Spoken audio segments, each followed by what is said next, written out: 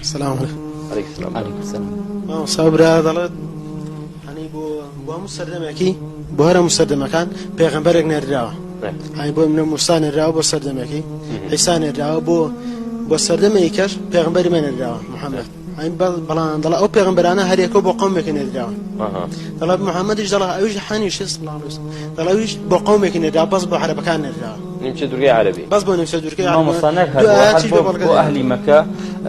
توكري برسالك يوبرا هر الله بو أهل مكة بلقيش يناتو ما مصلي تنذر القرى من حولها يعني قرآن بو دابزيو بو خلق مكة أو لادياني دورو بري بو وشتروانا كان أوان إنزال كيتو أقدار يعني بو وشتروانا كان يعني القرآن كاتو بو عربي شي جاهلي وشتروان هاتو طواو يعني وقيل شناوت ما وصل قال وما أرسلناك إلا رحمة للعالمين أما عالمين كي بعصاب يقول لك دعوتها بس معناه مكة ودور بري مكة دور بري عربي باشا كواتي مدلين ويستمان بو آيات الردي بدينه والله ما آيات شي تأويلي كرت قرآن كاري تذاكر كذا اللي تنذر أم القرى ومن حولها خواي قولة كذا فرمي انذاري أم القرى ودور بري بكي باشا دلن هيك شيء ذكي لو آتك خواي قولة فرمي وما أرسلناك إلا رحمة للعالمين إما توما ننردو إلا رحمة بو تيقرا جهنيان دلنا عالمين ما بس تيجيها نمشي درجة عربي نمشي درجة عربي هي دلن كوابه إما دائما مسلمان دلن الحمد لله رب العالمين خواي قولة خواي شيء بس خواي خليجي خواي نمشي درجة عربي بس يعني كواتا خواي مجنيا ما دام عالمين أو به رب العالمين كواتا ربي نمشي درجة عربي في شيء وهي ضلالة جهالة براكم لشندان آيات ذاك خواي بردقار في عمري فرموا عليه الصلاة والسلام إني رسول الله إليكم جميعا مني الرأي خوان بو هرهموتان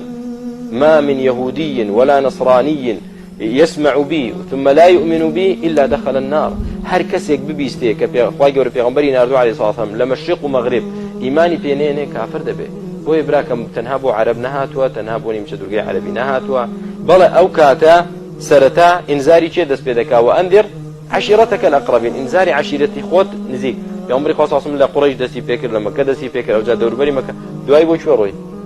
بو مدينة